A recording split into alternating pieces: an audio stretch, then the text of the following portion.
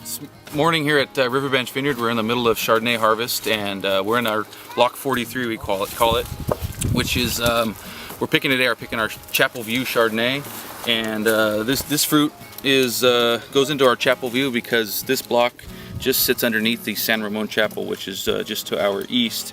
So it's really a special bottle for us. It's something that is above our reserve quality, and it's something that's really special that we like to hang out. This is actually our last day of picking Chardonnay. We've been kind of waiting for the this Chapel View fruit to ripen a little bit more than some of our other wines, and we hope that little bit of difference really shows in the wines here in a year or so when we bottle. So these guys are working hard and really taking time separating the fruit, making sure we're only getting the ripest fruit, but nothing that's overripe and raisiny, so that we get really true flavors out of this Chardonnay.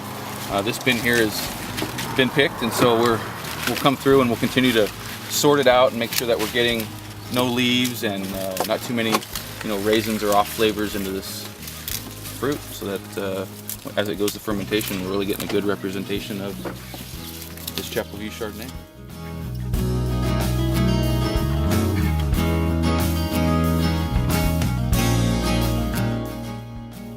And we got lucky this morning. We're in the middle of harvest, and actually towards the end of harvest, but Chuck Ortman showed up as our winemaker, and he's going to tell you a little bit about the vineyard and what he knows about Riverbench and the Chardonnay this morning.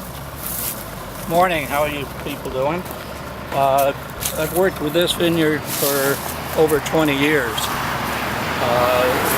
was owned by Meridian Vineyards, and what I like the most about this vineyard is the characteristics that come from the flavor of the fruit, due to the soil.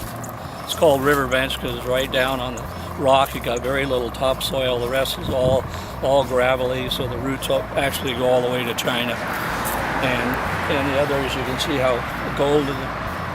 Flavor-wise, off of the fruit, we get nectarines, peaches, and that lush flavor from the fruit. When I come out here, as you notice, I don't have any refractometer, which is the instrument for looking in and finding out what the brix is.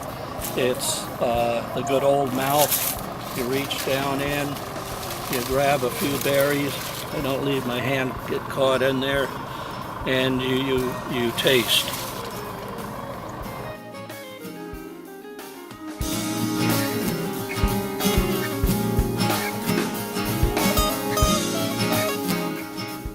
So one of the fun parts of my roles here is working with Chuck Ortman, and especially this time of year during harvest, we get out in the vineyard, and I get the grapes up to a point that I think they're ready to be picked, and that of course plays in with what the weather's been like and what I'm actually seeing in the field. But then I toss the kind of baton to Chuck, and he comes out and we look at the fruit and we look at the condition of it, but then he starts looking at flavors, and we have kind of a fun interaction of when are we going to pick and what I can do logistically to pick for him, and so it's kind of a fun time for both of us to be able to really get our hands on the grapes and talk about them and talk about the resulting wines and what he's looking for in each different lot of wines.